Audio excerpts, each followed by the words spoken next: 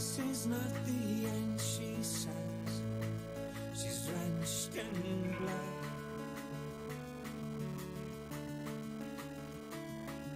You laugh and say, good God, are you crazy? Without enough. What's falling like broken glass in your ears? But against all odds it starts to make sense, and you feel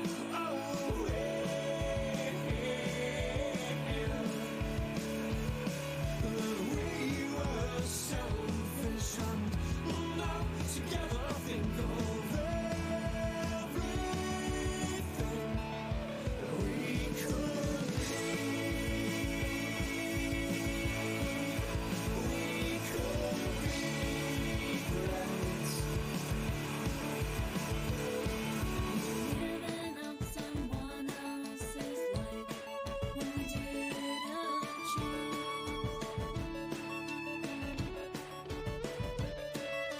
Time has a funny way of changing what's meant for you.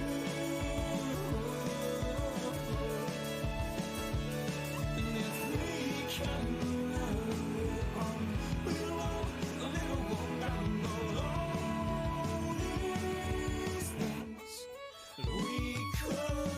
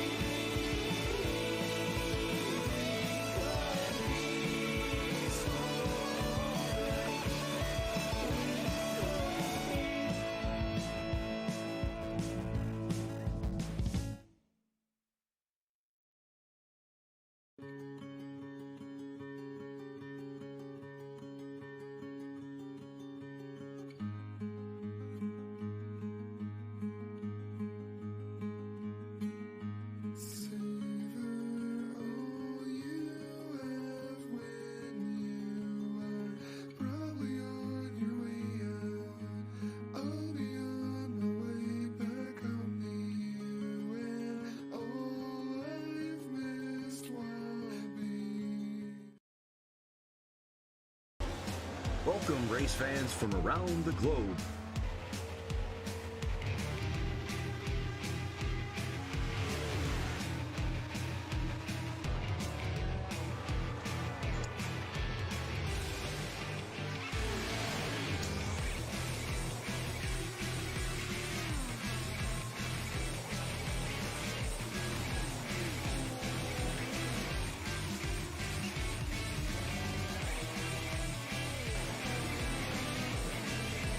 they come out of turn 4 to the white flag, and it's 1 to go.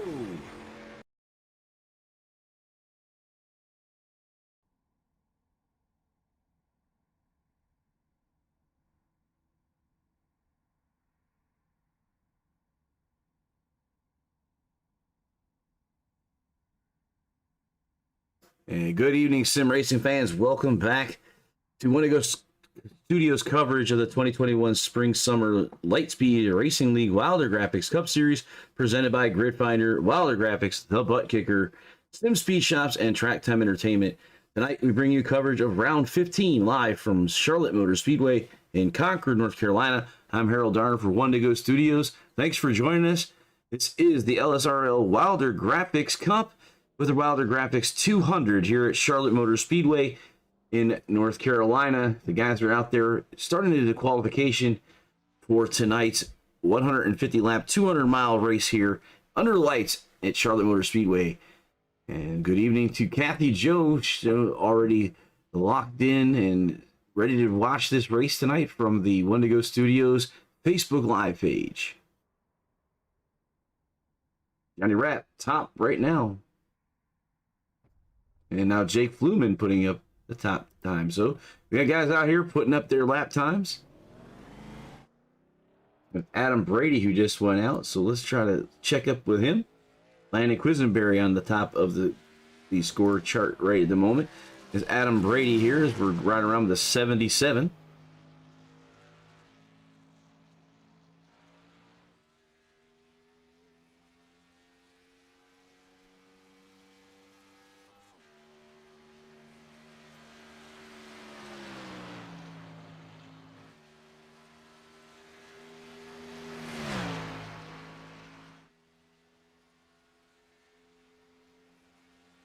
Adam Brady getting the green flag to start his 2-lap run.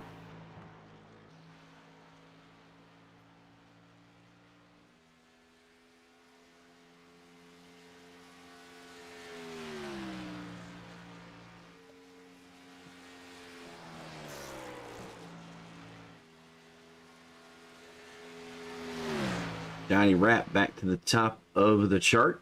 Adam Brady getting his first lap in here. What's in a 31.62. Puts him in the 7th spot, or 6th spot, sorry. Looks like you have 13 drivers connected to the service right now.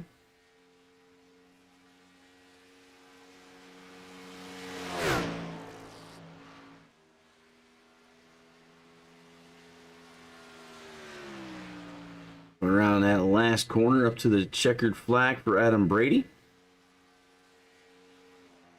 It's in a 29.992 for the 6th spot. So right now, Rapp is your top spot in 76. You look over here, and we'll send it off first to Sweatless, who is the sponsor for our Put a Cap on That pull award.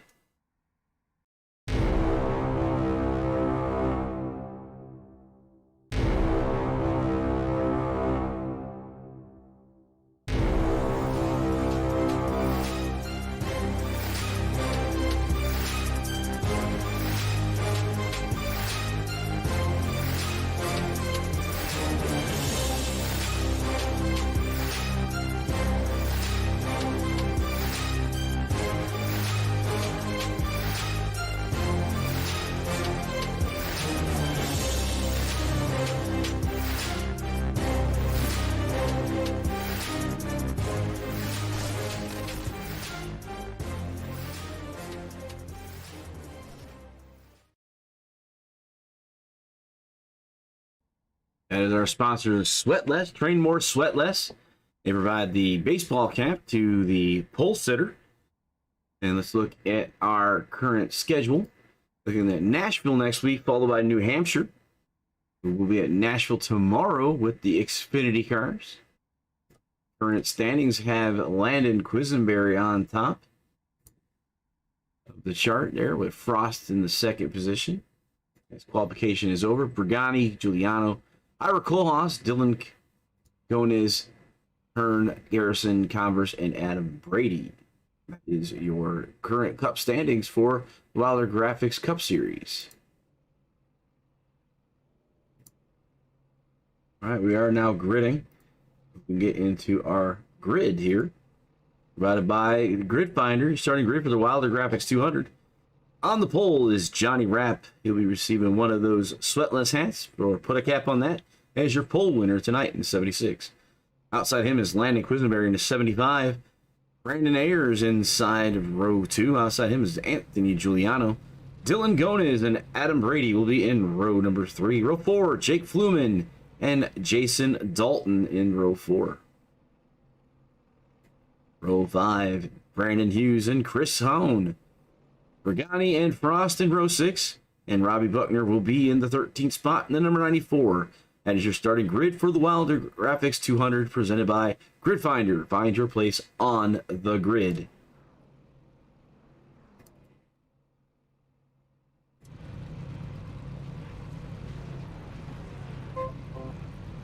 Last week's winner was David Dunwoody at Dega. They are not here. The Black Magic guys kind of presented themselves just for that super speedway race. Charlotte is the racetrack, 1.5 speedway oval. You're going to be here under the night condition, 133 laps, 200 miles, 80% fuel, and they've got 3 sets of tires in pit lane waiting for them. We will do 2 green-white checkers if needed. And the guys now are starting to come off of the starting grid. Get them pace laps put in.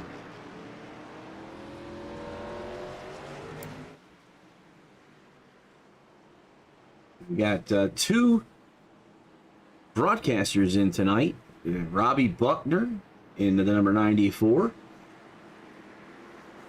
As well as Jake Fluman in the 98. I believe he's actually racing his Whiskey Oval TV 27. So we'll see him. So Whiskey Oval TV and Beehive in the house. Glad to see those guys up here. It's nice to see them racing. I know as a driver myself, broadcasting kind of limits what we can run. But nice to see those guys out here as well. First lap is going to be provided by Sim Speed Shop. Sim Speed Shop specializes in custom sim racing hardware.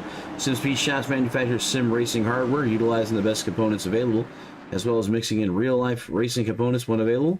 Customize your hardware and rig today. Visit www.simspeedshop.com today as we're getting ready to go green flag for 150 laps. We'll have 2 competition cautions, and then we'll finish out the race.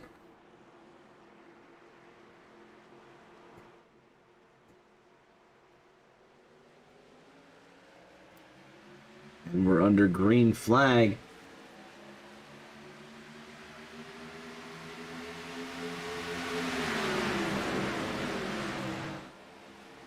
Rapp and Quisenberry side by side as we go to the back stretch. Looks like everybody's running double file all the way around the racetrack. Now Quisenberry has the high side. Oh, a little contact there between the net code. People sliding around. 17 sliding on the front stretch. And caution is out.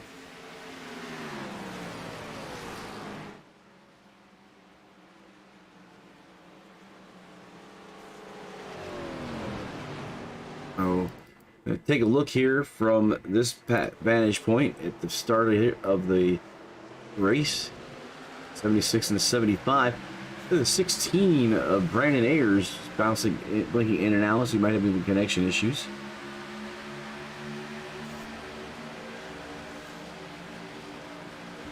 Looked like it started in turn number 3 between the 76 and the 75. We're looking here. We'll have a single file restart. Ready to go back to green flag. There's a contact between the 76 and the 75. And contact with Anthony Giuliano caused him to spin out as well.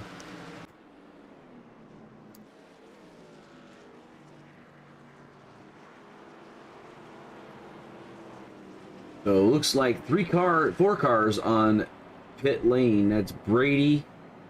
5 cars. Brady, Quisenberry, Frost, Brigante, and Giuliano all on pit lane. Looked like Quisenberry and Giuliano both, as well as Johnny Rapp, were involved in the contact.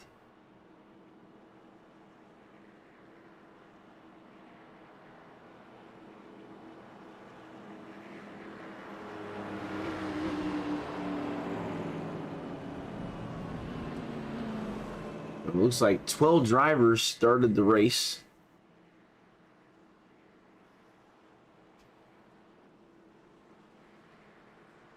And we're under caution.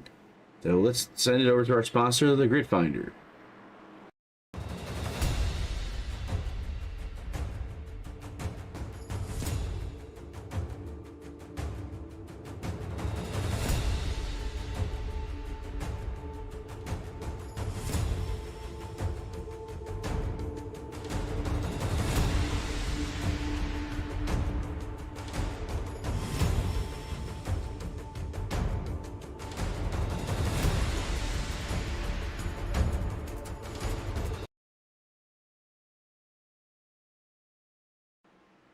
And Grid Finder, find your place on the grid. They are our sponsor of our grid and our results page.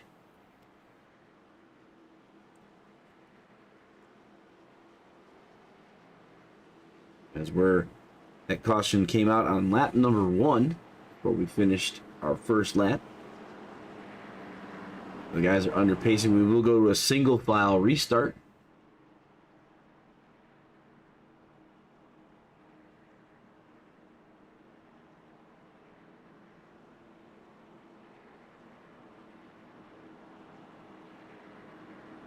And working lap number 4 of the 133 for the 200 laps here, or 200 miles here at Charlotte.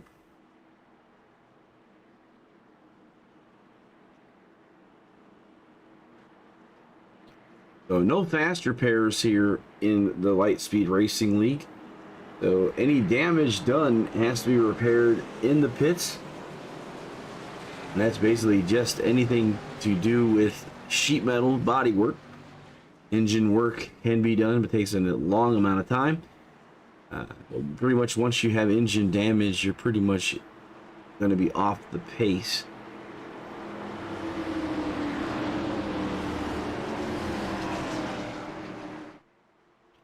Pace car off.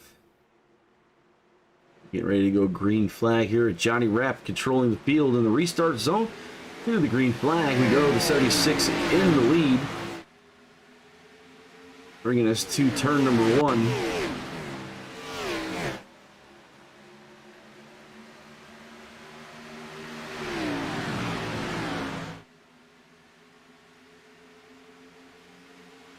Pretty much everybody's single file now. By Dylan Gones in a 27, moving up quite readily there. And the Whiskey Oval TV, Blumen up to the 3rd spot, high off of turn 4. On the outside of Gones in the 4th position, Brady with the fastest time with a 32.148 in that number 77 Pound Town car.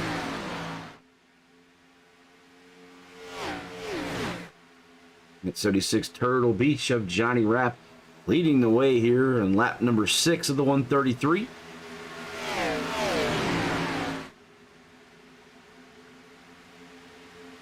Robbie, that's Jason Dalton and Flumen in the 4th and 5th. Rapp now the fastest car with 30.017. His last lap. Cars are now up to speed. We're working lap number 7. Single file till 4th and 5th.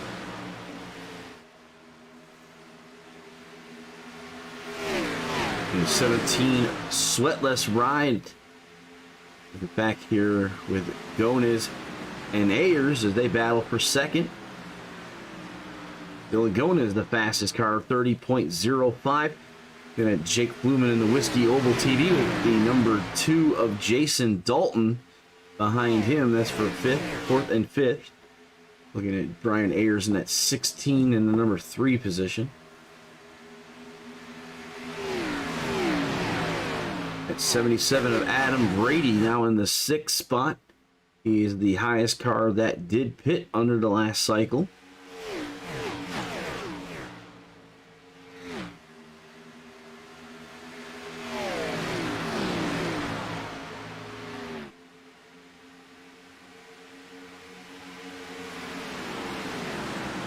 Like I said, that Whiskey Oval TV 27 is actually being scored tonight is the 98. The 27 in this league is Dylan Gonus's car, and at 27 he's in the second spot in the Lamb of God Wilder Graphics Cup car. It's in front there. His Ford Mustang Gonus is.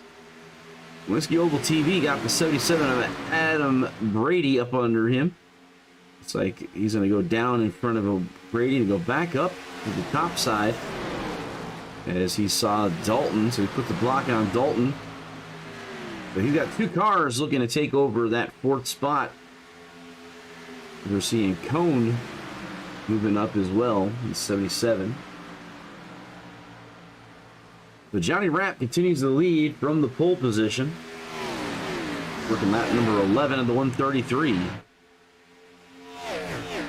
Single file until you get to Dalton and Brady for fifth. They're battling together. There's the Whiskey Oval TV of that would be Jake Fluman. So one of our broadcasters, that's the number 98, Jake Fluman. Robbie's back there in the 94 in the 8th spot. Beehive Media.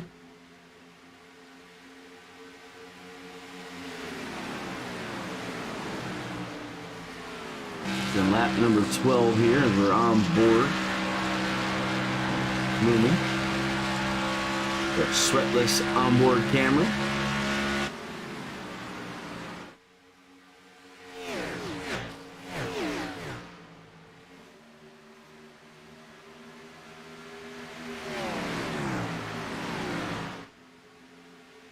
So, top four pretty much pulling away now. Brady in the 5th spot.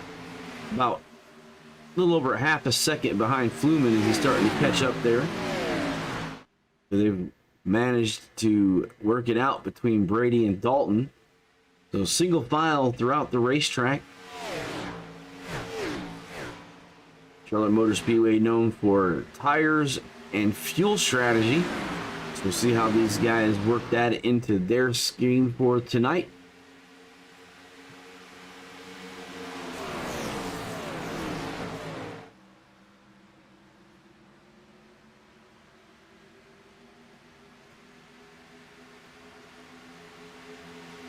We're working lap number 14 here, looking at Brady. Ayers, and at 16 is Fluman has gotten around Ayers. And Brady coming up to him, so the top 5 is going to go all the way to the top 7 are all together.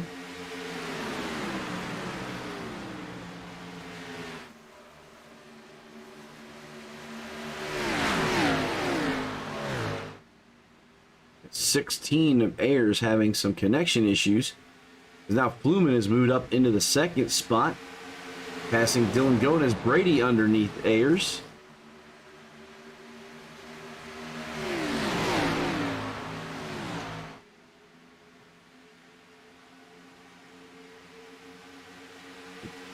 Looks like the top 7 are all together.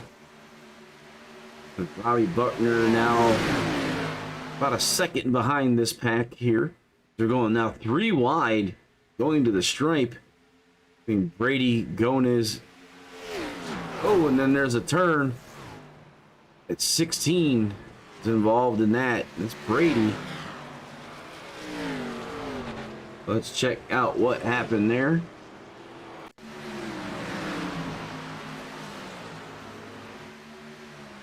There's that 3 wide going through the tri-oval.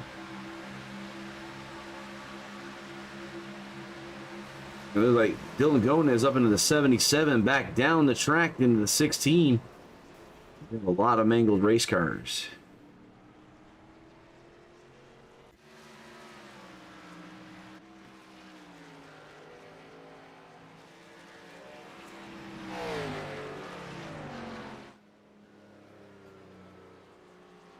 We're under caution at lap number 18. Going up pit lane is the 16 of Brandon Ayers.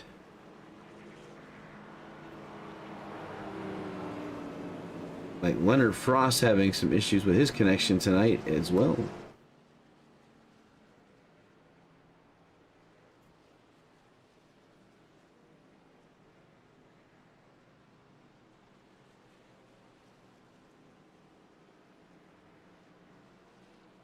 Jake Fluman coming down pit lane.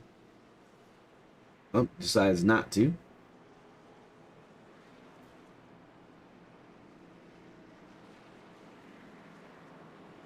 So, Rapp, Fluman, Dalton, Robbie Buckner, then Giuliano, your top 5. Adam Brady, Chris Hone, Leonard Frost, and Dylan Gones all on pit lane. And Brandon Ayers has disconnected.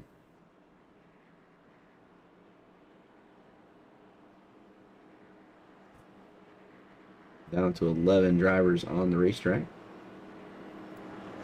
Check in with our weather from Lottie'sTravelWorld.com.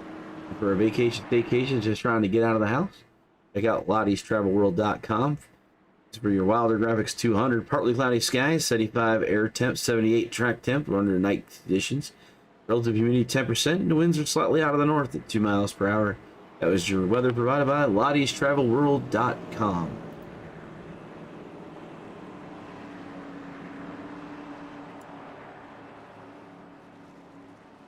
Your race summary provided by Track Time Entertainment. Track Time Entertainment is located in Texas and builds custom driving simulators with a personal touch. Rigs are fully customizable with color options and utilize 80/20 US extruded aluminum. These rigs offer a wide range of adjustability as well as different options for wheels, shifters, and keyboards. The possibilities are endless. If you can dream it, Track Time Entertainment can build it for you. The leader is Johnny Rapp. He's in the 76. Pretty much has led all of our laps tonight. 2 cautions currently under the second one here for 7 laps. Number 12 racers joined the race. Looks like 11 are currently here racing. And Dylan Gones is a lap down. We're getting top 10 on the lead lap. Dylan Gones with the fastest car with a time of 30.005. That was your race recap provided by Track Time Entertainment.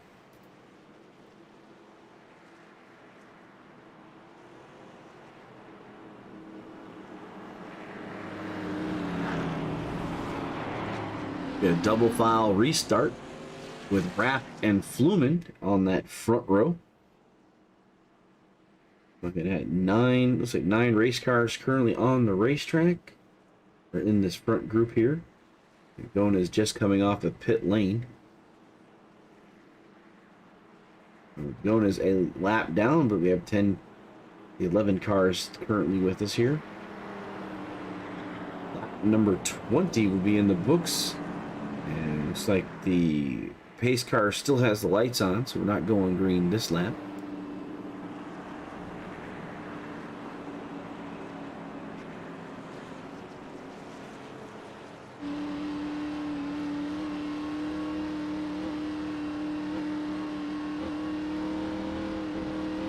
Our leader Johnny Rapp, as he's got a good view of the pace car.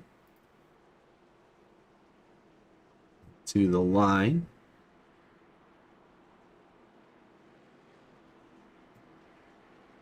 One to go to the green flag.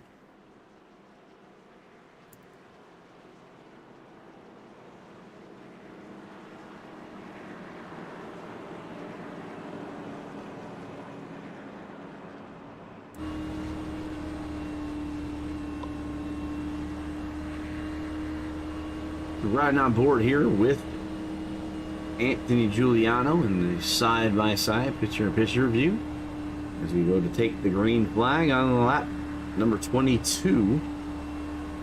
Like Dylan Gones has disconnected, but only 10 cars on the lead lap now, and 10 cars connected. Set the green flag with our in-race camera of Anthony Giuliano.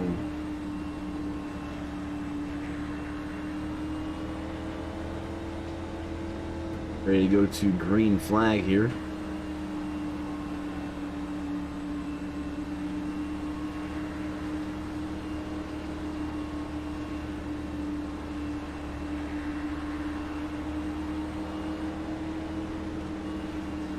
Anthony currently in the 5th spot on the inside. You can see Beehive 94, Robbie. Coming up through the gears.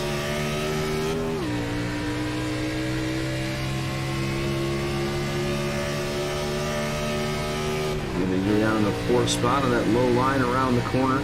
Turn 1. Turn 2. Back stretch.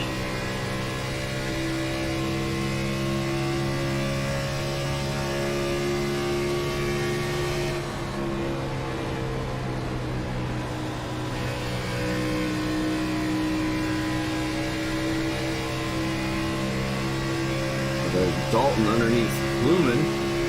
Anthony's going to go right with him.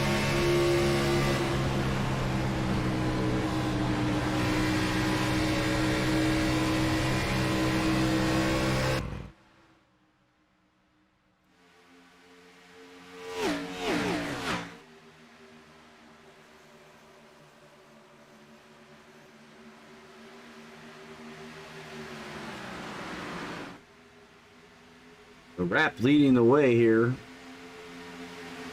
23 laps down. We're on lap number 24 now. 10 cars all in the lead lap.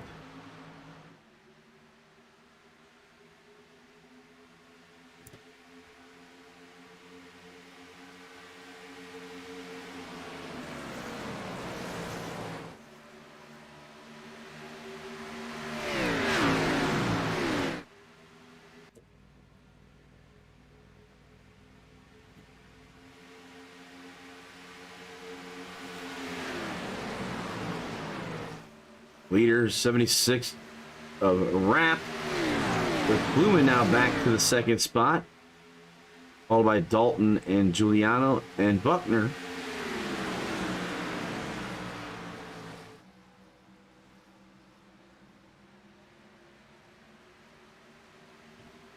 Brandon Ayers shows a disconnection for packet loss. And caution comes out. This is for competition yellow, the first one.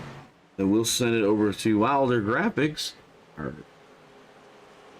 title sponsor for the Wilder Graphics series, for the Wilder Graphics 200 event.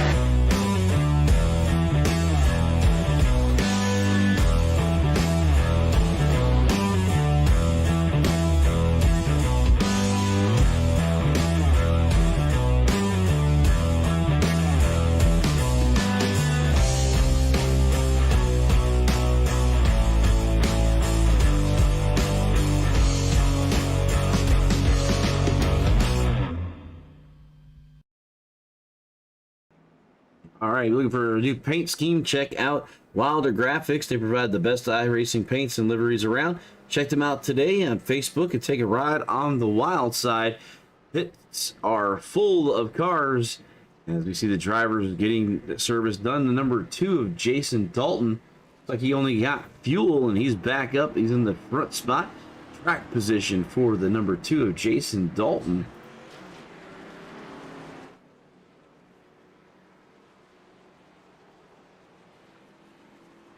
Hey, Dylan, Harold, got you in the booth, man. You got me? Yes, sir. I brought Dilly up here. It looks like he had a little issue earlier, so he's got a tore up race car sitting behind the garage wall. So I thought I'd bring you up here to talk to me about this track a little bit.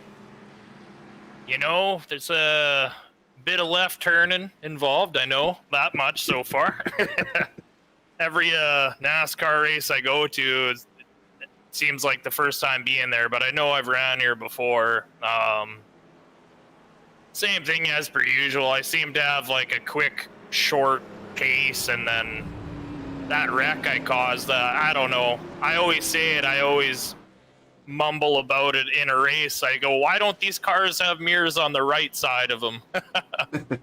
My spotter didn't say that we were 3 wide, and I looked to my left and didn't know somebody was up there and caused a wreck. Ended up having a bunch of required and optional repairs there. Came out anyway and pretty much got the meatball there.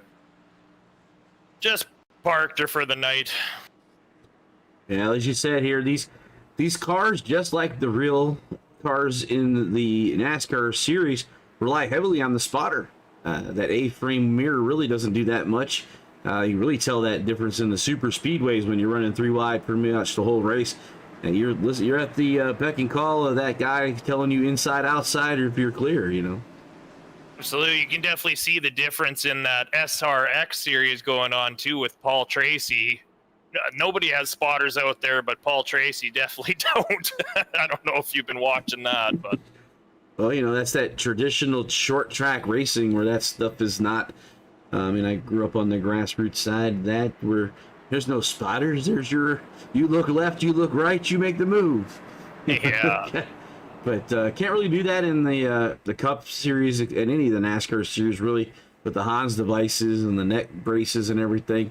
Driver really doesn't have the ability to turn his head much, and that's kind of by design, safety. But like you said, the A-frame mirror that's on the left side kind of gives you a little idea of who's there on your left, but you have absolutely nothing on the right side to help you at all. Yeah, for sure. If I had maybe get more situational awareness, I would have known. But I don't run the virtual mirror on this car either. But I was told the virtual mirror gives you a better sight line for when people are coming up on you and stuff. So maybe for next time I'll have that installed, and that'll be my right side mirror. Well, the virtual mirror will help out a little bit, but again, it's not going to tell you if somebody's beside you. You may catch a glimpse of part of their car, you know, like the rear end of their car, but not you're not going to see it like a mirror, like a side mirror. The organic or default crew chief is not that good.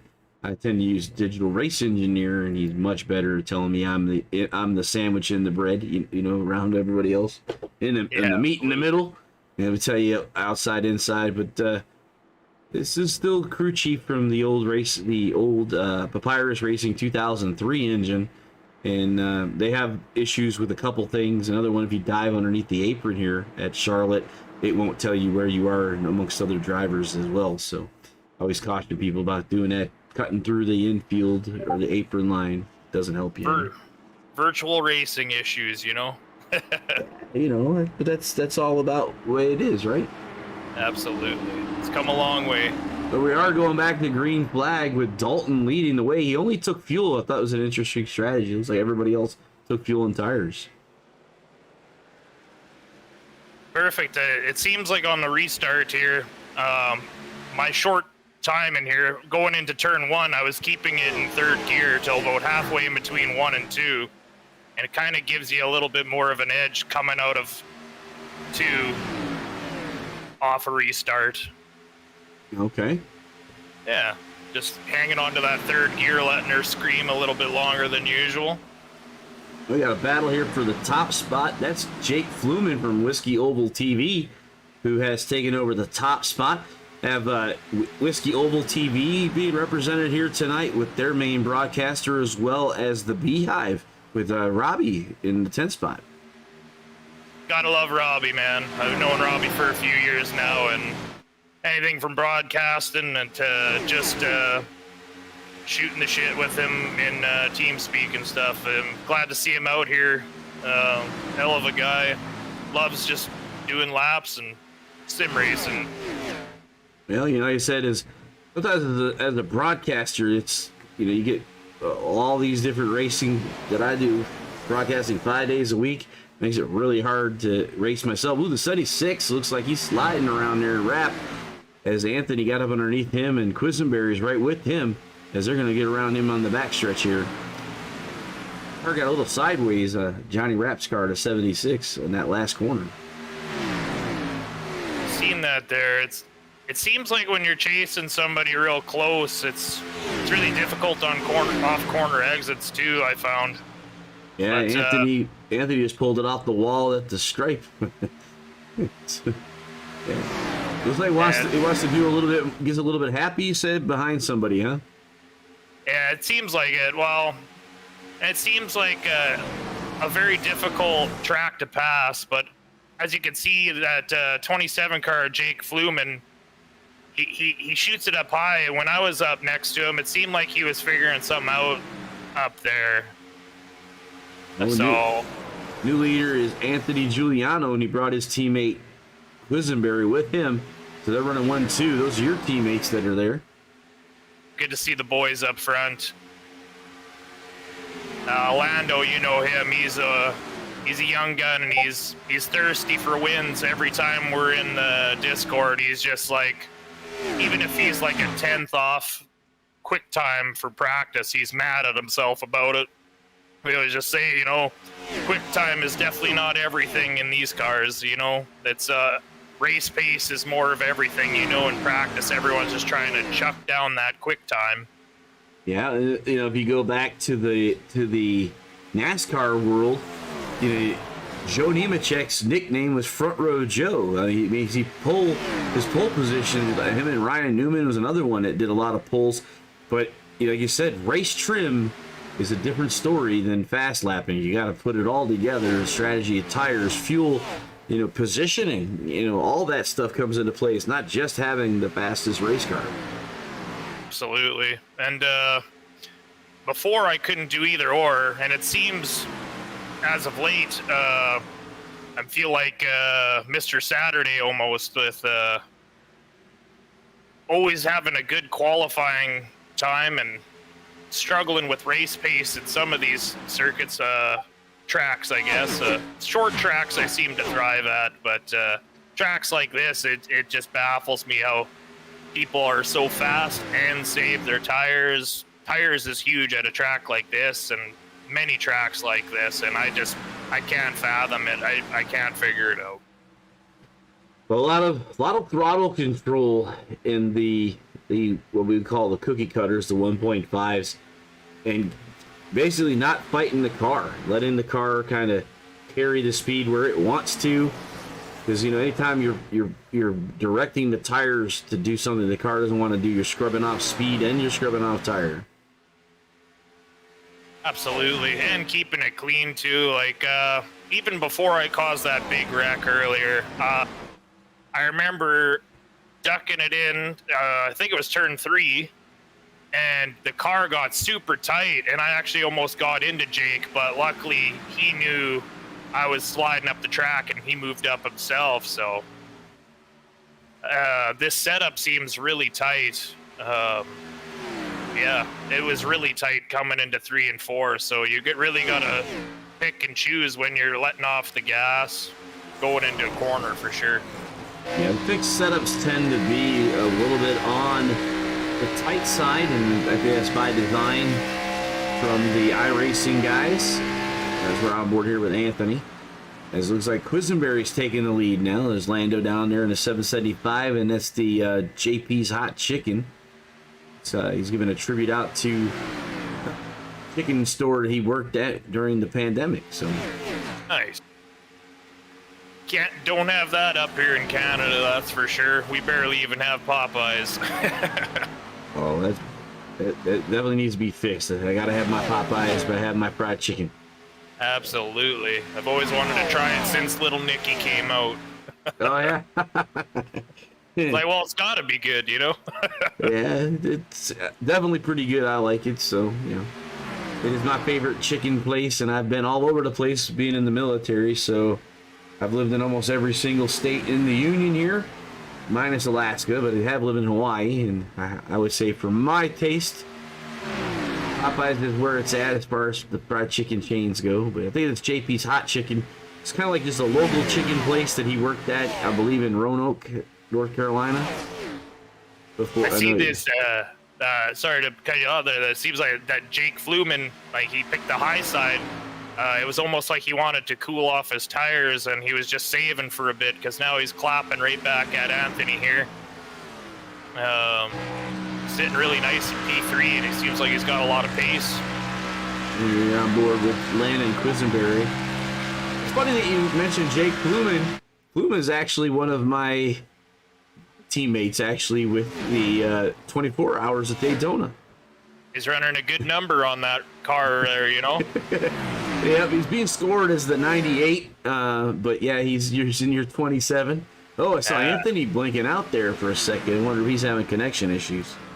He did pipe up in race chat, but because I'm chatting with you, I muted him because you know how it is trying to listen to two people at once. You might as well be trying to learn, you know, Chinese or something.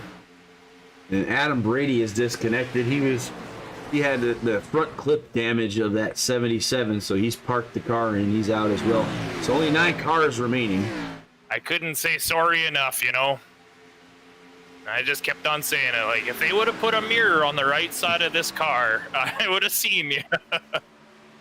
Yeah, as you say, you're predominantly more of the road course guy for your team, and I've just started this year working endurance racing.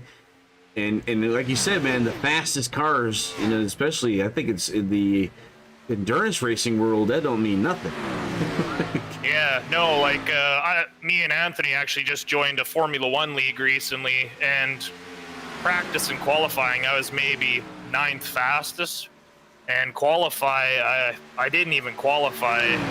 I started 15th, and by lap 6, I was fighting for P2. You know, some guys can throw down a monster one lap, but that don't transfer for a 40-lap race, you know. So we've been doing the endurance series, the Black Magic guys, and we did the last race, the 6 hours of the Glen, and we were in the Corvette, and I was the one who qualified the car, so I could tell you we didn't qualify in the top because I was qualifying the car, which I'm fine with that. But after attrition and all, we ended up bringing that thing home in number 1 in our sister team, which the O'Brien boys, Pat O'Brien led with David Dunwoody and them, and they took second behind us. Me and Adam were in the 1. So, you know, like I said, it's kind of interesting, and those actually have the backup camera lit up, which is cool. So I like that versus the rear view mirror. Yeah, absolutely. And then the left and right windows, so left and right mirrors as well. It looks like Pluman and Giuliano now are going to go side by side here to the stripe behind Landon Quisenberry. It's a beautiful battle up in the front here, making things interesting. Top 4 being that close together is good to see. Like I said, your buddy here in the 98/27 car, I almost have my money on him. He seems like he definitely knows what he's doing, and you can tell he's dipping out to cool his tires when he needs to, and clapping back when he needs to. He's conserving but aggressive at the same time. I like it. I think what he's doing right now is finding out where his car works the best. Checking out that high groove, checking out the low groove, seeing where the grip is at. Plus, he's probably trying to look at what kind of tire management he's going to need to deal with. Knowing that there's one more competition yellow coming out, he's probably going to switch tires, see what kind of wear he had on the tires. He's going here for top position underneath Landon. Magnificent. The exit he got out of turn 2 was magnificent. He come in to corner entry way up high, gathered all the speed, and just rocketed out of turn 2. Got up along Lando on the backstretch there. Clinic. I could actually learn something from watching this guy. Doing a pretty good job at just putting a little bit of pressure on Landon, and it looks like he's going to back out a little bit and let those guys take the top spot. Jake's doing a pretty good job here, just managing his car, letting the guys who want to be more aggressive take the position. Ooh, and he almost slid it really bit too high there. That might be that what you were talking about, being tight off of 4. Coming to the stripe, saw the 27 kind of a little bit sideways, like he had to jerk it off the wall. That's not good for his tires, I'm sure. There's a point coming out of turn 4 where you're like, I messed up. I really need to let off, but you don't want to. See, if you keep into it enough, you'll kick it out and miss the wall. And I think that's what he might have done there, too. And definitely plowing off corner exit, right? Absolutely. Definitely, beautiful exit coming out of 4. He's using that draft that he's got on the 75. He's just working at he's working at high side there. Oh boy. We're getting close here, fellas. He's looking at Kyle Larson high line up there. It looks like at that 27 Whiskey Oval. Absolutely working for him. And got a lot of speed as he cuts down underneath the 75, trying to make that run coming into the backstretch. Looks like he might have him cleared here. He does, and he's got the new lead. Double overtake by turn 2. That was beautiful. Amazing job. So 55 should be our second competition caution. And we don't have a race controller, so Anthony's doing that duty from inside the car. Now that he's got clean air, he's just taking off this. Jake, is it? Yeah, that's it. Jake Jake. Blumen. He does Whiskey Oval TV. He does a lot of dirt oval broadcasting. Yeah, top 5's looking nice and tight up here anyway. Like, I see Andy Brigante there, bringing up the rear there, and maybe he's did some conserving, and he'll poke his nose in here and have some battles coming up here soon. When's the competition caution next, sorry? Should be 55. Oh, dang. Okay. And then we'll go to the end. Absolutely. Now, usually, if you guys throw at 25, it's at 55. Anthony didn't give me the numbers today, but that's generally what it is. It's Joe said add 5 to whatever the first one is. So it was 25, add 5 is 30 laps, so 55. Perfect. So it should be at the cross when Jake crosses the line here at the stripe. Should be the competition caution should fly. Yeah, there it is. And there it is. Good run, boys. Very good run. As they're now under caution, I anticipate everybody coming down pit lane and getting fuel and tires. You guys had 3 sets of tires in pit lane. Yeah, 3 plus the set that you start with. Yep, 3 sitting on the wall, they say, right? Yeah, absolutely. I was just gonna go back to saying that you were a military guy moving around lots. You went everywhere but where? Alaska, you said? Pretty much I've been in almost every state except for Alaska. So I got stuck into a extremely bad hailstorm, and I work right next to the North Dakota border up here in Canada. Like, yep. I'm 10 minutes from North Dakota. And so me and this guy got stuck in this terrible, terrible hailstorm. And when we got out, I went to check on him, and he had some plates. I think he was from Carolina or something. North Carolina? Yeah, somewhere like that. And I was like, are you all right? Like, his windows were all smashed out. I was like, where are you headed, if you don't mind me asking? I'm like, oh, I'm in the military. I'm heading up to base in Alaska. And I looked him dead in the eye. I was like, who did you make mad? He didn't find it as funny as I did anyway, but you gotta make somebody mad getting shipped up there, I'm assuming. The Army has 2 bases up there, 2 major bases, actually. I bet it's not even too bad up there. I bet you it's pretty nice. No, I have not been. I was the unlucky guy that got stationed in Hawaii. You know, not sure why that was. You know, that would have been beautiful. I must have made somebody really angry. I was there for 4 years. Oh my Lanta. So my only overseas, other than the war stuff, was South Korea. South Korea. I spent the last 18 months of my career in South Korea before I retired. So it's kind of nice to see a new culture, but like my time in Hawaii, yeah, it's a lot of fun there too. Absolutely. I bet you the culture shock and the differences and everything you've learned from being in South Korea would have been very interesting to take home. Very interesting here that Anthony Giuliano, he did come down pit lane. Looked like he got fuel only, and he's back down on pit lane again. So he got the top spot, but he's coming back down. Andy as well. I'm wondering if they left their tires unchecked and they know they're not going to make it to the end on the junk that they have underneath them right now. So they're just opting to start at the back. But no, Interesting. I think they Anthony just- topped off, but Bergani did get left sides. Wonder what happened there. So Fluman back to the lead.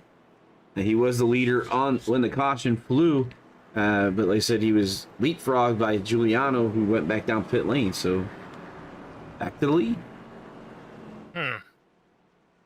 Oh, you know me and pit strategy. I'm clueless. I wouldn't have went without. Already.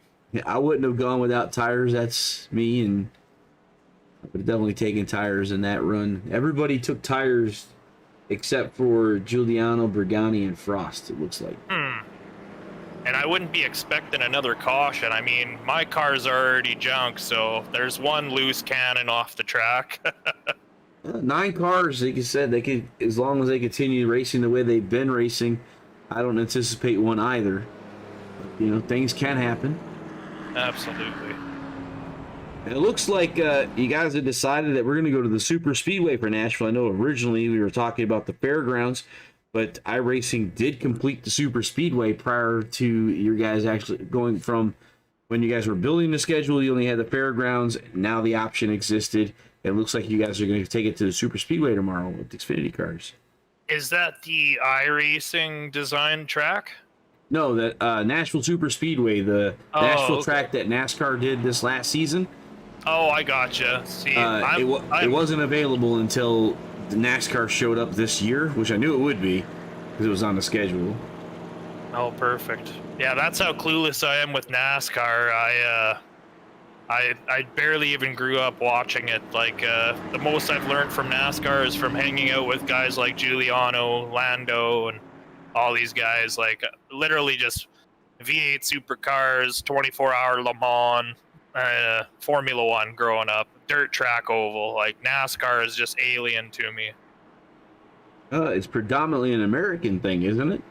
Absolutely, but I even grew up watching IndyCar and stuff. But I don't get why I never got onto the NASCAR train. Just never struck with me.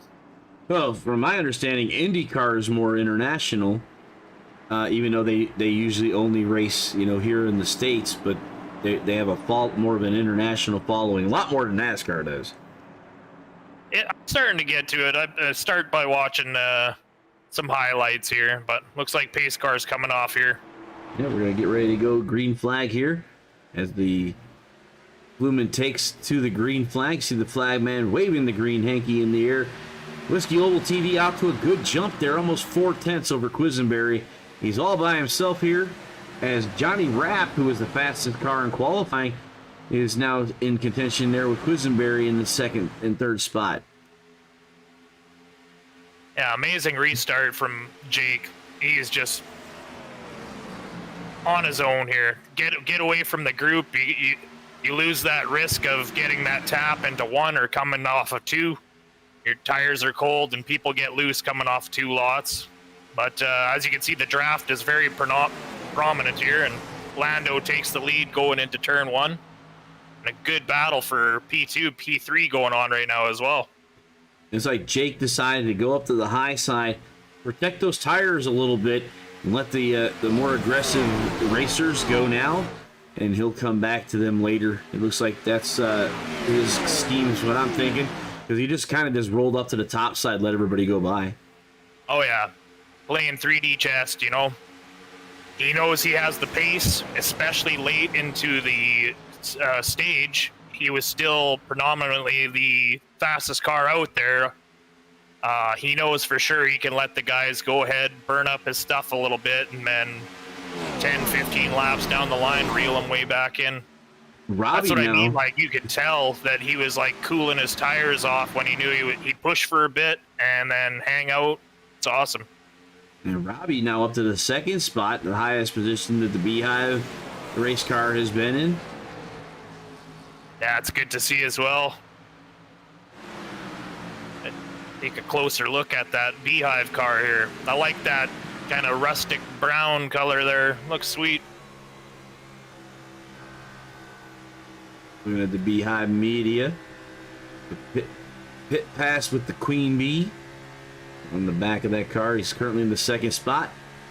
Scored at the 94, running the 9 paint scheme. John Rappin, the Turtle Beaches was one of my first headsets I ever had, an Xbox, so that was very familiar. As soon as I seen it, I knew right away what that was. I remember when Turtle Beach was putting out sound cards. What are sound cards? For a computer, you used to have to buy a sound card. Oh, you're kidding, like a graphics card. Yep.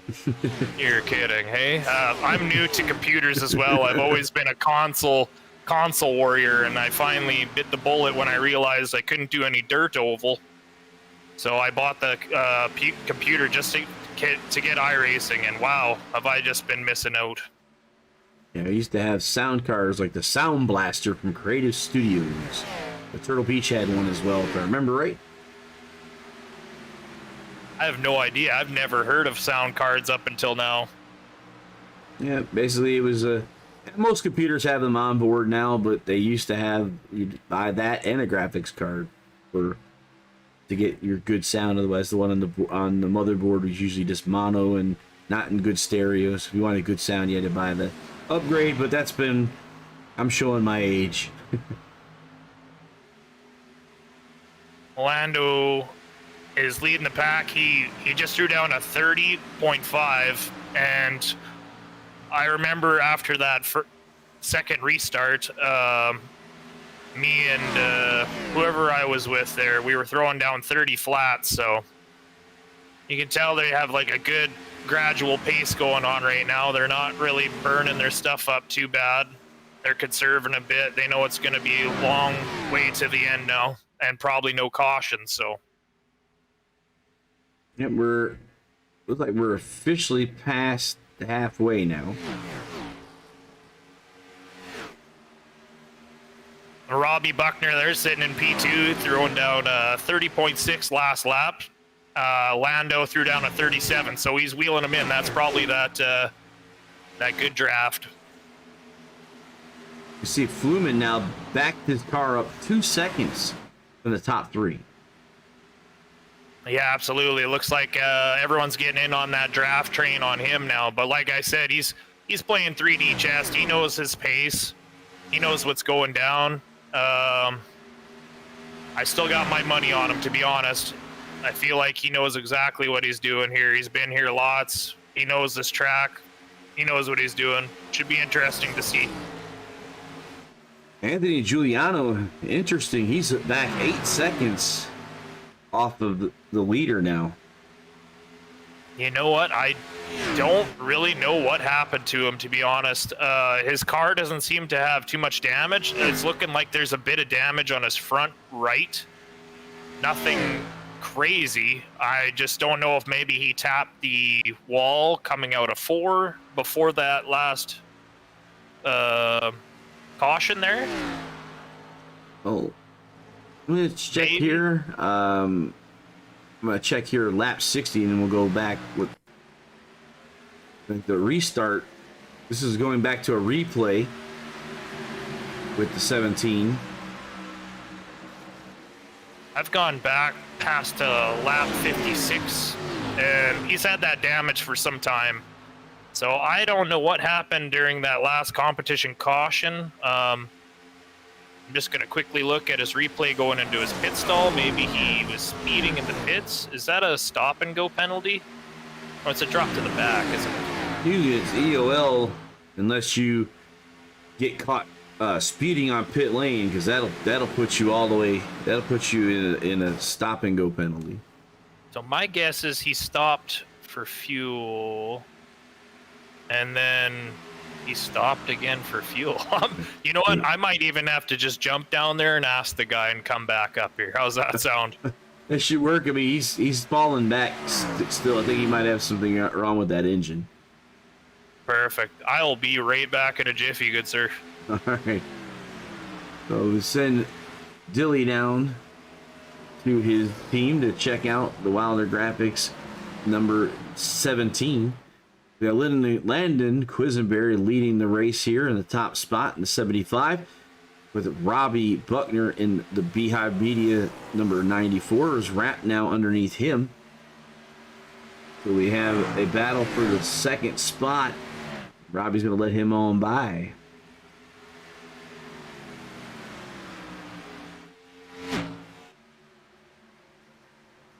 Looking for the second and third cars there. Fluman now 2.4 seconds back behind the leader. About 1.5 seconds behind Robbie.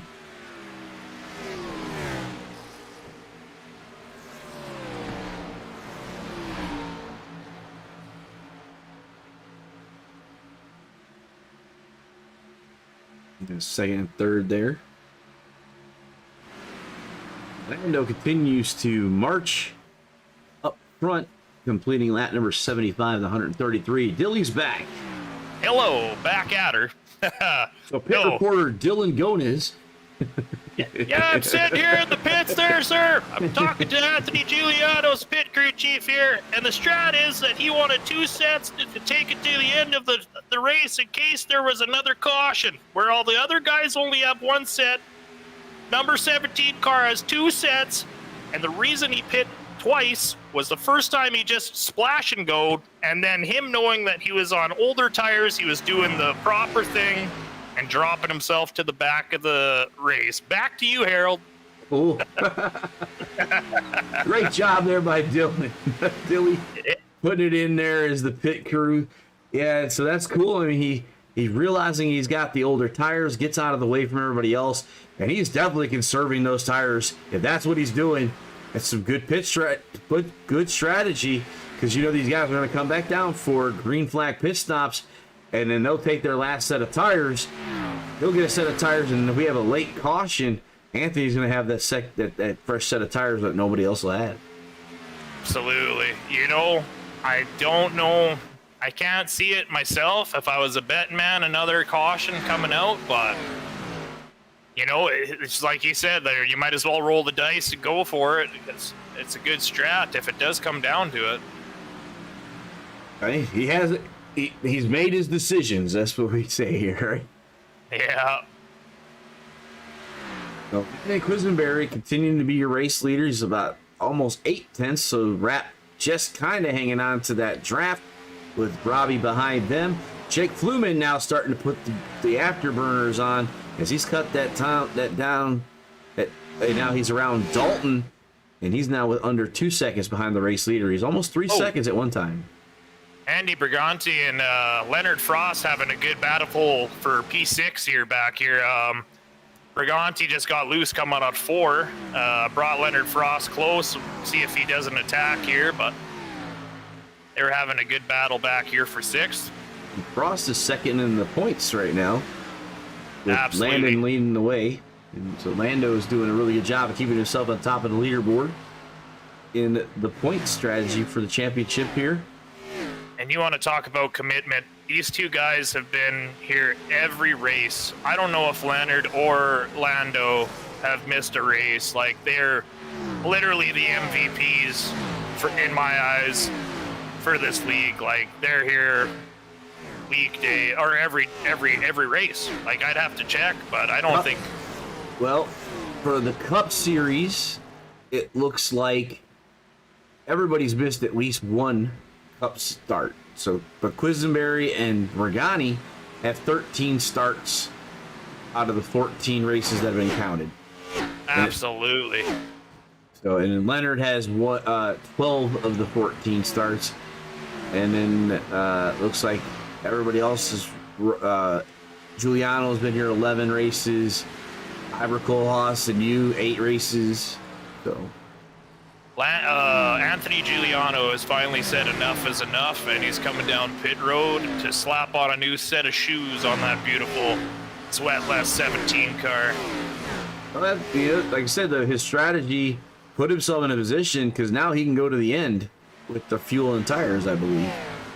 Yeah, it is a pretty clutch move, but we'll see. Do you think would you conserve your tires still, or would you push as hard as you could to the end now?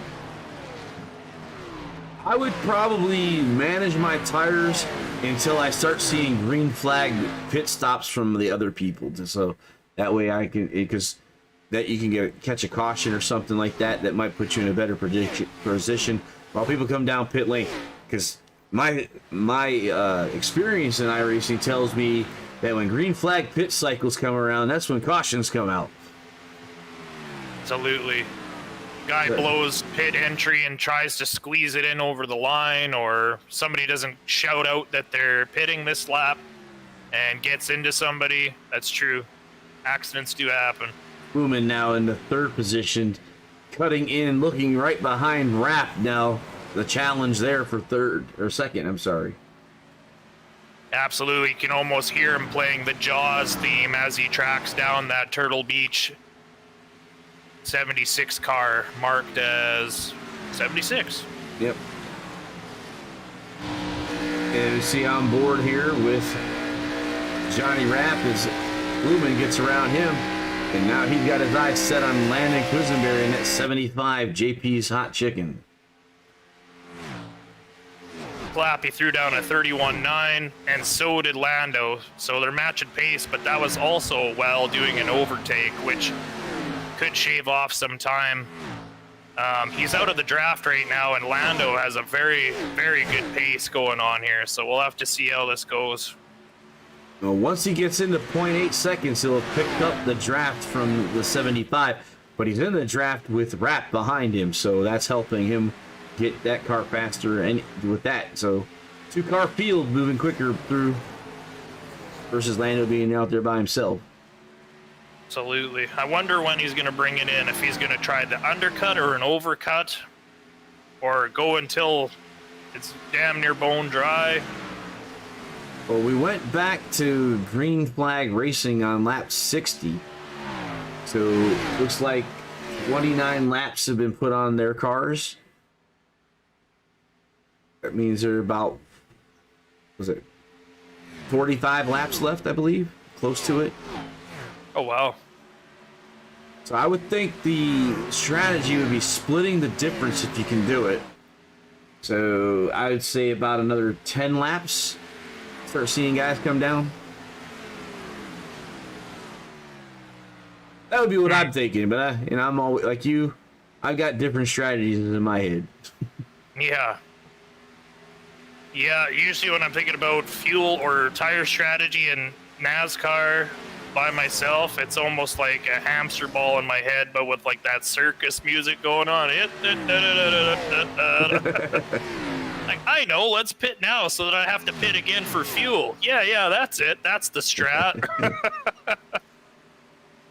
Yeah, I'm not the best statistician, but I try to get the tools I need to give me the right information.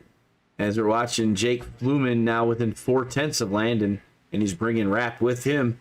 And these top 3 guys have broken away 2 seconds over Dalton and Brigani. Yeah, Brigani and Dalton are actually having a good battle here for P4 at the moment. Same with Robbie and Frost. It's nice having battles. Like I always said that I'm never the guy that cares to win. It's always a good thing. I like a top 10 finish. If anything, top 5, I'm happy. But I always said I don't really care where I finish, but if I'm having a good battle with somebody, that's me loving racing. Like running with somebody. When I'm out on track and I'm by myself, I'm damaged, I'm just waiting to get lapped, that's when I'm not having fun. These guys are having their own battles with people all throughout the track. That's what I love to see anyway. We're on board here with Johnny Rapp in the nose cam as we just watched Jake Fluman undercut the 75. So he's now on the outside as they go to the stripe. It 2 by. Across the, it looks like 75 had the edge that lap. But the 27 on the high side where he likes to be coming into turn number 1. He definitely gets a better run off of turn 2 on that high line. And there is a solid lead change right there. So Jake Fluman, your favorite, up to the top spot as we're working lap number 91 of the 133. It's like Johnny Rapp's going to dip in on his inside too.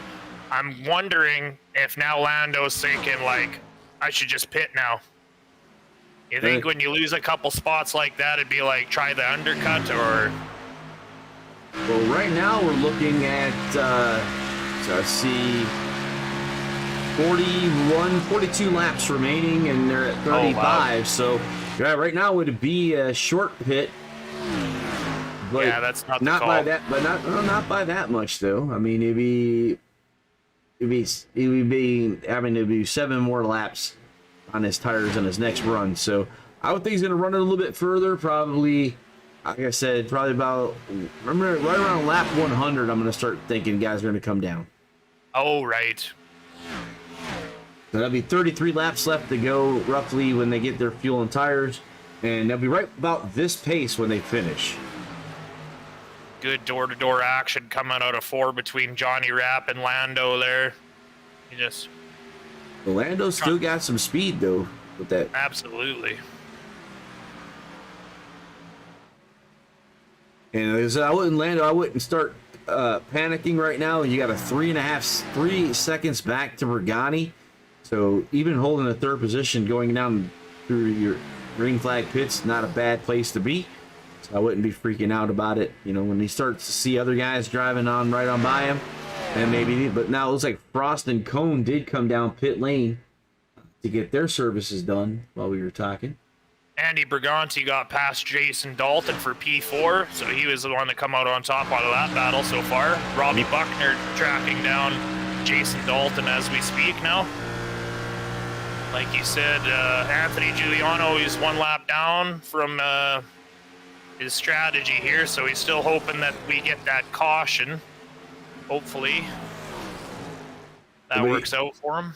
But now Frost and Chris Hone, both they came down there, and now Anthony's ahead of them, and he's got 10 more laps on his tires than they do. But you know he's basically back in contention. He's the first car lap down. Perfect. 1 caution. That's a lucky dog right there, is it not? Yep, it'd be a lucky dog, and he would have the ability to then assess if he wants fuel tires.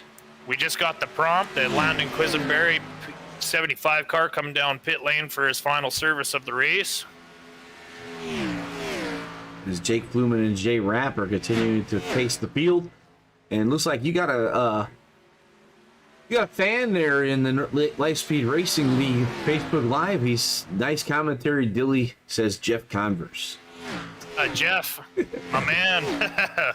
Thank you, good sir. Actually, people have been bugging me to come up in the booth for years now, and this is actually the first time I've actually done it, to be honest. I get pulled up for lots of interviews and stuff, but I just figured I'd say the wrong things or not know what to say, but it's actually not too bad doing this. Yeah, races like this when I pull off or I'm damaged, if you're up here alone, if you ever want me to come up here again, I'll gladly do so.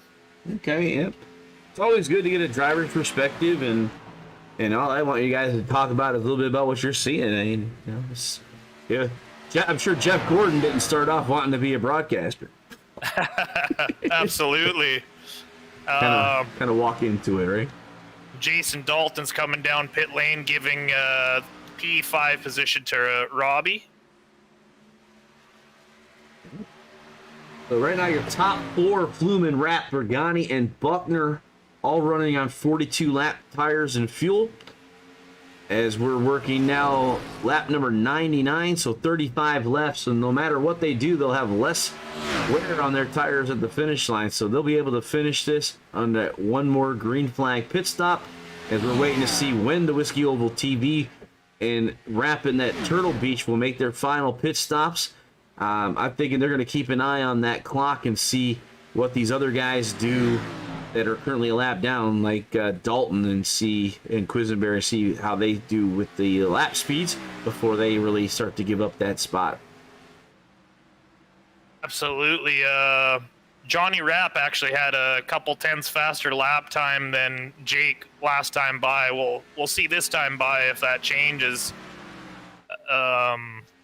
32 flat for Jake and a 32.3 for Johnny, so back and forth really. We'll see if these guys, I love battles deep into the runs because nothing makes a driver more than a driver than seeing some guy track somebody down, hunt somebody down, do an overtake on old tires. I love that, because anybody can battle with fresh tires, but if you can battle side by side, passing, crossovers, all that stuff on old tires, like, that's when you know you're dealing with a wheel man, you know? Yeah, and Jake Fluman, Johnny Rapp, and Bergani, the only cars now that have not pitted. Leonard Frost moving himself into the lucky dog spot in that number 11 car in the 4th position. It's kind of interesting that I see Robbie here. I mean, you have some history with him.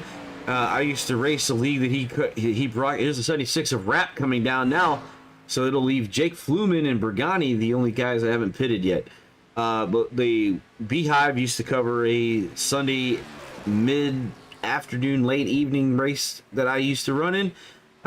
Raced against Hermie Sadler and a few, and it was kind of interesting. I actually got up in the interviews on 3 or 4 consecutive weeks in the 2nd and 3rd position, and basically doing the same thing you're talking about, just working my car and taking what it was going to give me throughout the entire race and moving up when I could, and being there at the long green flag at the end of the race.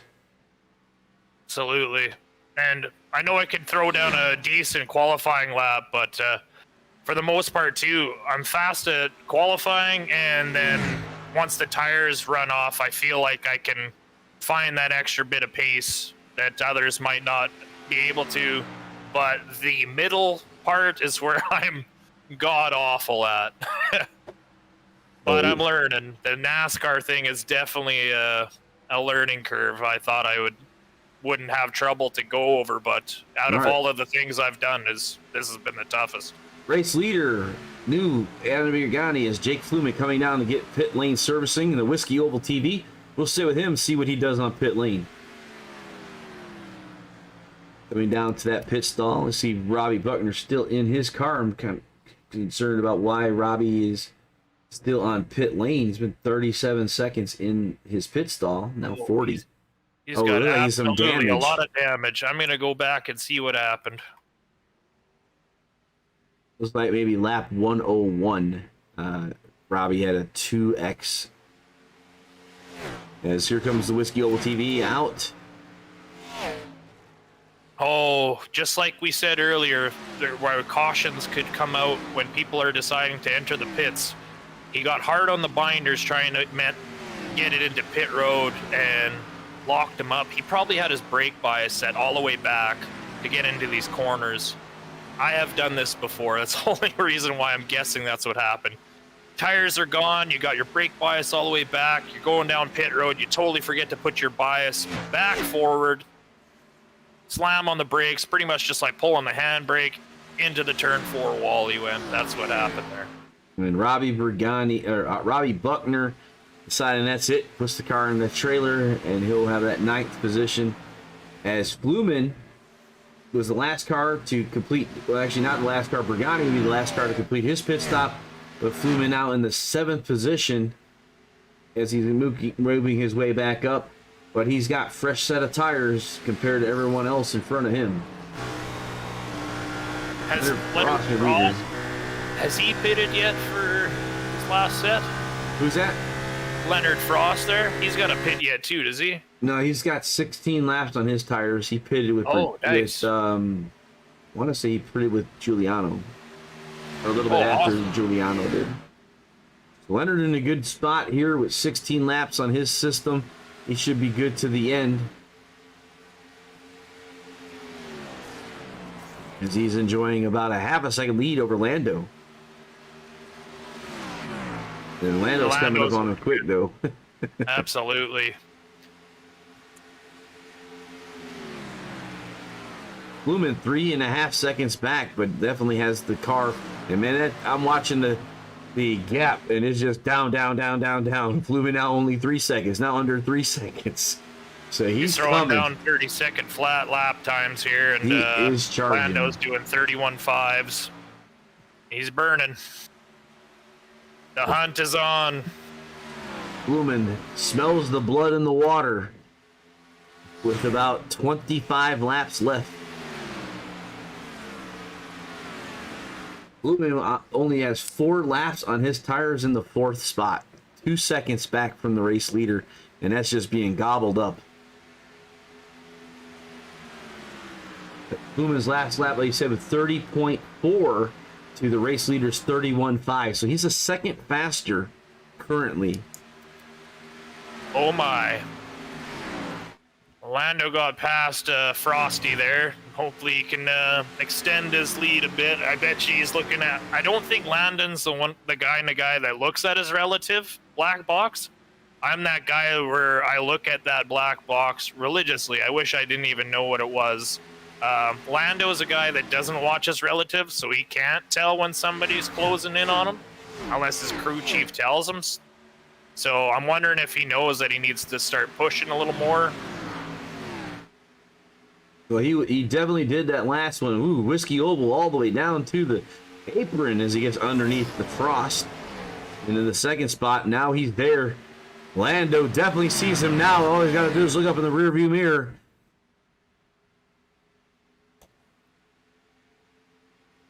They come around the stripe. 23 laps remaining. As he's there, Landon just kind of steps up and sits there on his back bumper now. I think maybe he wants to try being the hunter for a bit here. See who's got the equipment to the end, because that's it. You don't want to leave any in the tank, though. That's another thing about racing, is you got to be able to use it all up, but not use up too much. Absolutely. Kathy Joe's been watching, and she's liking this battling going on the racetrack. Is Jake Fluman definitely putting down the pace still at 30.7. Yeah, Johnny Rapp also threw down a 30.7 last lap. He's gonna probably chuck it in on Lando here this lap, I would imagine. Well, Rapp also has better tires than Quisenberry with about six laps fresher, because he came in a couple laps before Fluman did.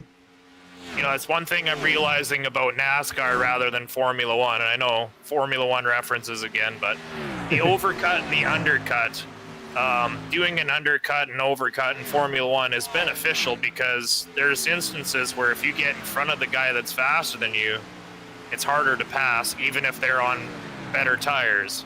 Whereas in NASCAR, it almost seems like if you go as long as you can and have the fresher tires till the end, you know what I mean? It seems like the better strat. Definitely, you want to kind of use and abuse early, and then have the best equipment at the end is kind of what it seems like it works for the NASCAR, because you know a lot of drivers kind of hold off in the first half or so of the race and don't even turn on their full capability until like the last 10% of a race. Which I thought that was the strat when I first got into NASCAR, and then I realized like everyone's blowing by me, they're gonna burn their stuff up, I'm gonna have brand new tires, I'm just gonna smoke everybody. Next thing you know, I'm almost getting lapped and be like, all right, time to push, but then my tires are already too far gone to push even from saving. Yep, you're still using them, but you're just using them less. Yep. Yeah, absolutely. It's a very vicious thing to have to try and learn in NASCAR, and I'm still trying to figure that out. Well, it looks like Fluman and Rapp are pretty much equaling on their pace. Quisenberry is falling back about a tenth a lap, and everyone else is almost a half a second a lap off of race leader Jake Fluman right now. 3D chess, man. 3D chess, man. I think, you know, it may seem like he's burning his stuff up, but I swear I bet you he could carry this pace on for the rest of the race, damn near 10 more laps. He's just not even looking in his mirror. He's just having a Sunday cruise now. Yeah, he's been as fast as 30.1. He's running a 31.5 right now. I say he's between 31 and 32s is where his comfort zone is. So he's really not pushing the car. He's out 1.2 second lead over Rapp. So Rapp's outside of the draft bubble for him. So as long as he keeps him about that far away, I don't think we're going to see him pushing the car at all. Just kind of taking what it's going to give him at the time in that Whiskey Oval TV Camry. Seeing your Johnny and Lando pretty much had the exact same lap time last lap, so there's still time yet. Maybe Lando can squeeze a P2 out of this. I know either way, Lando will be happy with the top 3. Like you said, he's is he leading? Yeah, he's leading the points right now, and Rapp and Flumen are not even in contention for the championship, so that's really not affecting him at all. Frost is in second, so this is where he's going to want to be in front of Frost. Absolutely. Frost coming out P4. Bit further behind. Yeah, Lando keeps his nose clean. He'll keep his championship lead ahead here. In the aerial coverage here, you just see the Whiskey Ovals crossing that start-finish line. See them guys turn, like the top 3 cars are on the 1-2 banking, and just now we see Frost entering the banking as they're now on the backstretch. So pretty spread out other than the top 3. Yeah, I was just pinning around here. You know, I said there was them battles I always like watching and being a part of no matter where they are on the track. We got Andy Brigante just overtook Anthony here. Anthony's got those 40-lap tires. Brigani only 14, so Anthony's looking for a caution to come out with only about 12 laps left right now. I did mention to him when I asked what his strategy was there. I wasn't too sure. Like I said, the loose cannon's up in the booth now, so I wasn't expecting any more cautions to come out.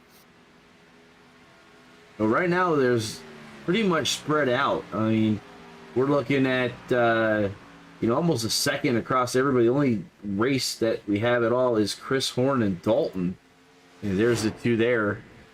You see the battle for the 5th position. Everything else is spread out by at least a second or more. Yeah, you betcha. This was definitely another aspect of NASCAR I couldn't ever get into. When it gets like this, it gets a little dry. You hope for a caution to come out just to like bring the boys back together, get the elbows back up going again, get the blood flowing. At this point, you know, you're pretty much just trying like hell to catch the guy ahead of you, and you know the laps are winding down. You're wondering what you did wrong. Like all this stuff just washes over you. Well, Flumen and Rapp equal paced right now. Lando back off of these guys about 4/10 now on his last lap. Yeah, it's seeming like he can't keep up the pace, which is all right. Lando's one of the best drivers in the league, and he's so young. He's gonna keep sim racing, and he's just gonna go places. This kid, like I forget, I think he's only 14 or something. He's older than that if he's been working in the United States. Oh, really? You guys don't run sweatshops like up here in Canada? I mean, unless he's family, because you can't work without a worker's permit until you're 15 in the United States. Oh, you guys need a worker's permit, eh? Yeah, like basically school comes first, basically, and that's what that worker's permit's for, is basically to prevent somebody from being worked to the point that they're not working in school. So, but we can ask Lando. I mean, that's a question you can ask him how old he is. But I thought, based on what he's telling me, he's in high school. I'm thinking he's around 17 or so. But still a young kid, still a young guy. He's probably gonna watch this and just hate me. Like, I'm not 14, Dill. What the hell? He's a young guy, but I don't think he's that young. Yeah. We were talking. They were talking in the broadcast. Me and Dunwoody were talking. That we got to see Kyle Busch's kid at the kart track in Pennsylvania while they were in Pocono a couple weeks back, and Brexton Busch is only 6 years old. Oh my Lanta! So seeing him come out of a race car, you're like, oh man, at 6, I think I was barely working a bike. Yeah, it's crazy. My dad actually had me start in shifter karts when I was really little, but never really competitively. My brother was more competitive, but it got me thinking, like, with these simulators, how far they're coming, And with these lower classes in every aspect of racing, with these kids coming up, just imagine the talents that's going to be coming up through the rankings over the years. There's already one. He's the driver of the NASCAR 24. William Byron started iRacing at the age of 12, if I remember right. Oh, really? Yeah. Amazing. That's awesome. So Willie B's got a lot of time in iRacing. Absolutely. Seems like we do have possibly a battle coming up for P5 with Jason Dalton and Chris Hahn. Is that how you would pronounce that? I'm saying it's Hone, but Han might be right. I'd have to ask him. Yeah, I think he has an R beside his name, so this must be his first race with us, I'm assuming. The R is a lot of the guys that didn't like start the series with you guys, like their first run with you guys. He's been in here, but I'm not sure if he's been here. I know Johnny's been in here before. Ayers has been here racing with you guys, but they're relatively new. That's why they have the R next to their name. Perfect. And 3 laps to go here for Jake Blumen. Anthony comes into pits probably just to throw on that tire set he was desperately holding on to. Maybe he'll throw down the quickest lap or something. Yeah, if he's down there definitely getting his tires as he's out of his pits now. 14.6, that's a 4 tire change. 2 laps sticks out to Jake Flumen as he's going to try to see that white flag. That's one heck of a relief. When you're leading this race with this kind of a lead, you want to see the white flag come out. Oh no, and the 17 will prevent that from happening. Yellow flag. Oh man, I know Jake did not want to see that. Whoa, what happened here? Anthony coming out of pit lane. Slides up the racetrack. Oh no, that's unfortunate. Oh my goodness. Oh, he got into him too. Johnny Rapp. As we're looking at the replay here, coming off of pit lane is the 17. Then we bounded it back up just a tad. Let's try to get ahead of that here. You know, for the collision Johnny took from hitting Anthony there, his front end don't look too bad. So here the 76 as he's coming across the stripe. Giuliano coming out of the pits. Coming off the commit cone as we're going to see this contact. Was a blue cone. The 76 right along the apron. And right in front of him is the 17, and he hits him in the right door as he comes off the wall. So Anthony came all the way to the wall and then came back down on the 76. Very unfortunate. I'm sure Anthony feels awful about that, but funny thing is, this is that caution he was hoping for. For that extra set of tires. Everybody except for the top 3 coming, or top 4 coming down. Whoa. Weird. My scoring and timing is saying the race is over. But it's definitely iRacing's is not. Say that. Yeah, we got 2 attempts at a green-white checkered. It looks like all 3 of these guys saved a set of tires, so this should be very, very interesting. Flumen, Rapp, Quisenberry, and Hone all staying out. Flumen has 29 laps on his tires. Leonard Frost is the first car that came down for a full set of tires, and he'll come up in 5th. Dalton and Brigante look like they have damage, as well as Giuliano. So it looks like only 5 cars are going to be in contention as we go back to the top 5, back to Leonard Frost. Leonard Frost is going to have the best tires, but can he make that work in the 2 laps to his advantage? Maybe I wouldn't. I'd hold the bathroom break. If you're thirsty, just maybe swallow some spit for a bit. This is going to be a interesting finish. I know the top 2 guys, well, we know Jake has definitely got the pace. Punch tires are brand new tires. Johnny's got damage now. Lando's got old tires. Chris got old tires. Frost has all 4 fresh tires, you're saying? Yes, he did. Oh, my. Frost has fresh tires. Flumen, he just driving down driving through the grass. He is trying to cool off his tires as much as he can. I've seen guys do this before during pace time, and I finally asked somebody, like, why you do that? He's like, trying to cool my tires. So we are going to go green light. Kathy Joe basically backing up my statement with Byron. Kathy Joe, I'm an alum of Liberty University, so I've got to follow the 24. I'm obligated. So, but I have met the young man at the campus, so it was pretty cool to see the Liberty University Flames on that car every once in a while. It's always at least a secondary sponsor, so it's on the car somewhere. But I do like it when the paint scheme has it in the primary sponsorship.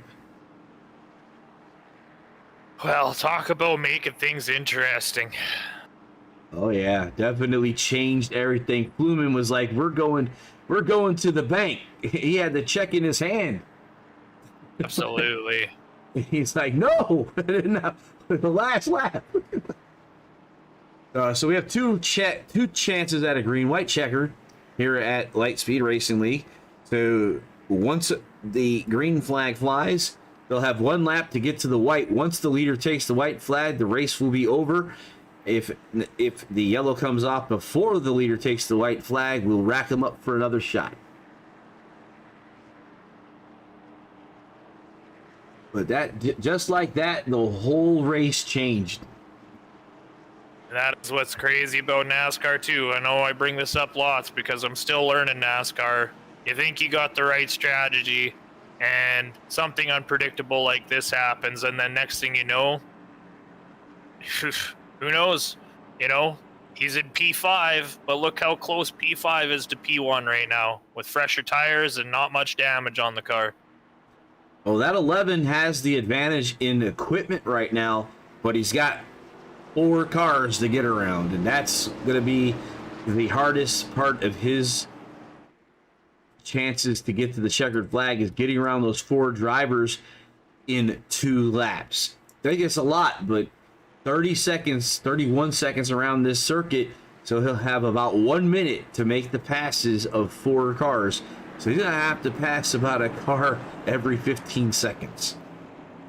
I bet you them guys on them older tires gunning for a podium finish are going to make sure their cars are at least 2 car widths wide going into every corner. So it is a difficult track to pass on because it's dominant in the low line and the high line, as Jake was showing us. But well, Whiskey Oval TV will fire us off. He has the advantage because he's the one that gets to hit the accelerator first. There he goes.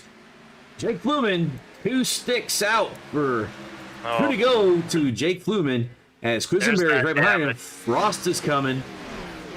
Frost is down in the 3rd position. Does he have enough time? Because he's got the speed, I'm sure. As we're down the backstretch, Fluman, Quisenberry, Rapp being shown in the 3rd position. I'm not getting good scoring now, so I'm gonna have to watch this on the racetrack. Jap has actually dropped way back to the last place position. He must have too much damage, unfortunately. Frost in the 3rd position. We got that would be Jason Dalton within the final lap. Jake Fluman, 1 to go from 1 to go Studios, as he's on the backstretch. Dalton now challenging Quisenberry low. Frost in the 2nd spot. Fluman has the lead. Come on, Frosty. Frost, he's there. Turn 4, outside. Yeah. Inside is Fluman. Inside 2. Whoa, photo finish across the top 3. As this Fluman, Frost, and Dalton is what I'm showing here. Awesome, what a finish. What a finish indeed for tonight. Let's check out our results. I think they did catch up. So for the Wilder Graphics 200, Fluman wins. Frost, Dalton, Quisenberry, Pagani, Hone, and Rapp all on the lead lap. Giuliano 8 laps down.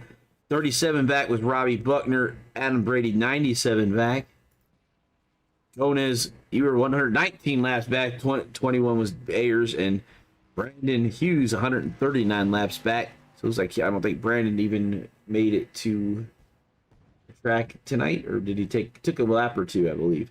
So that's your results presented by Grid Finder. Find your place on the grid for the Charlotte Motor Speedway Wilder Graphics 200 for tonight. We'll get with our race leaders here momentarily. Until then, let's check in with the butt kicker.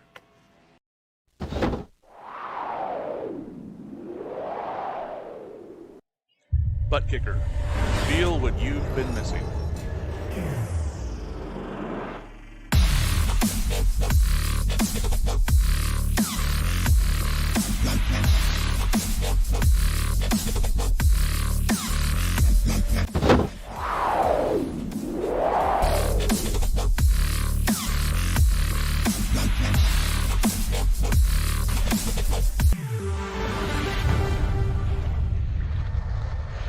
Get yours today at www.thebuttkicker.com and be sure to use promo code LSRL for 20% off.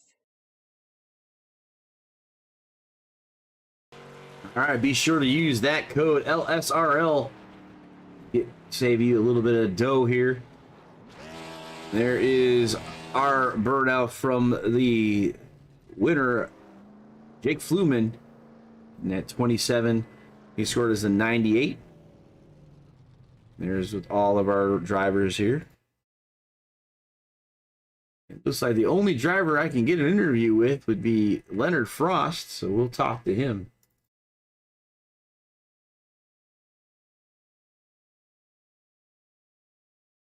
Leonard Frost, man, in the booth with Dillian Harold, man. Looks like second place. He had the strategy, he had the best tires, that's for sure.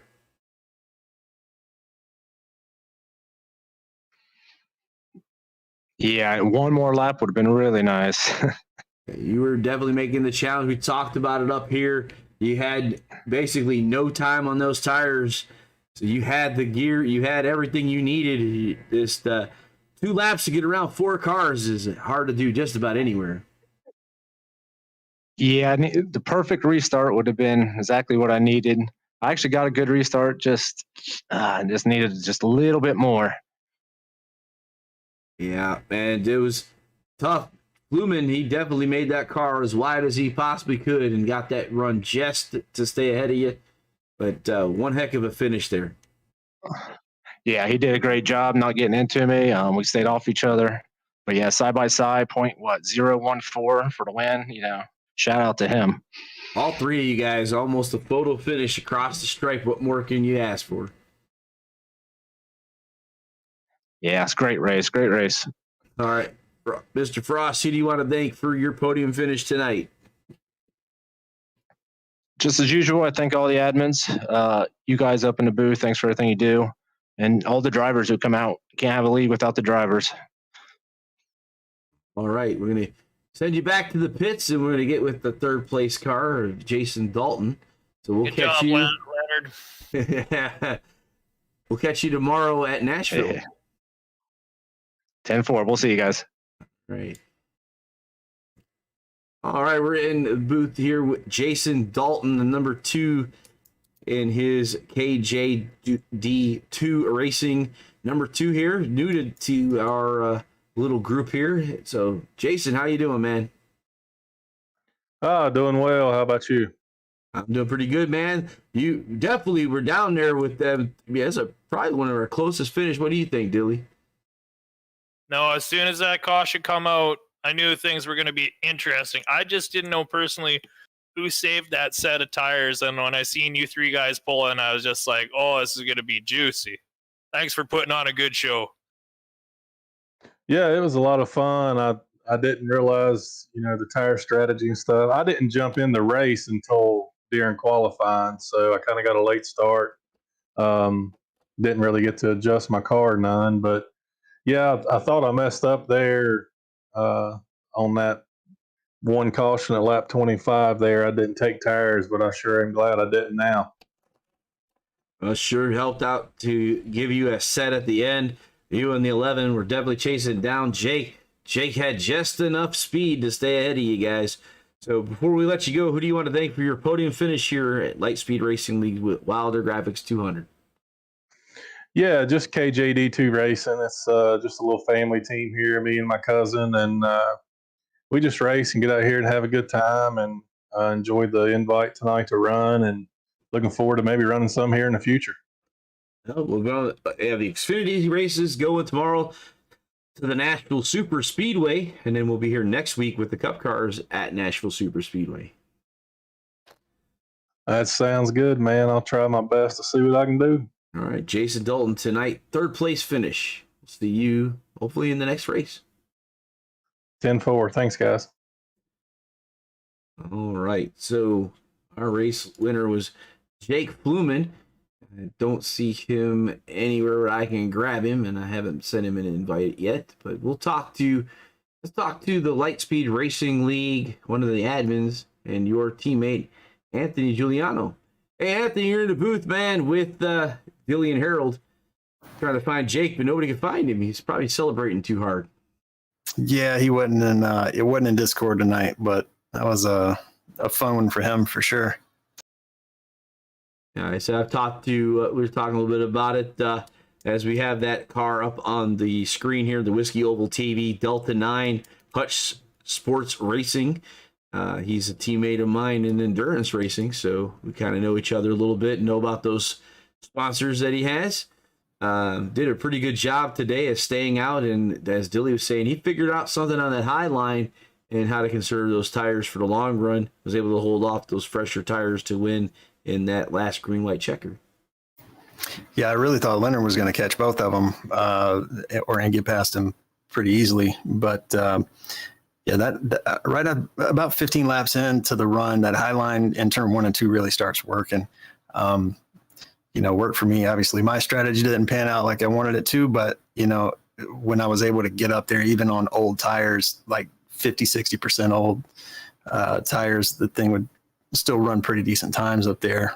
3 and 4 were still low line for sure, but 1 and 2 was a little bit easier to run in that second groove. So it was a good job by them tonight. I hate that I, got into a couple of guys there at the end, hit that bump coming out of turn 2, trying to get back on the track to stay in front of those guys just in case a caution came out, and ended up causing it. But made for an interesting race at the end there.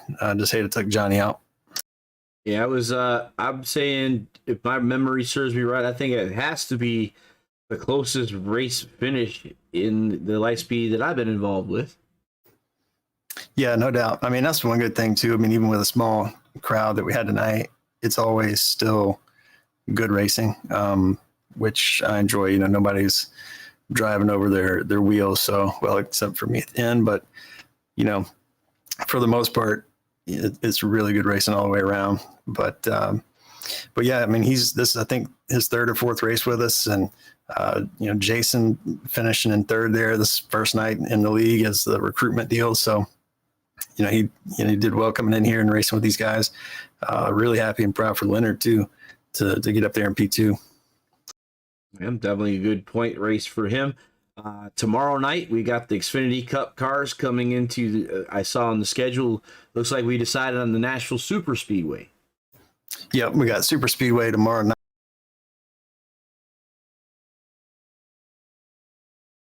All right, I think I might have lost Anthony. Hopefully.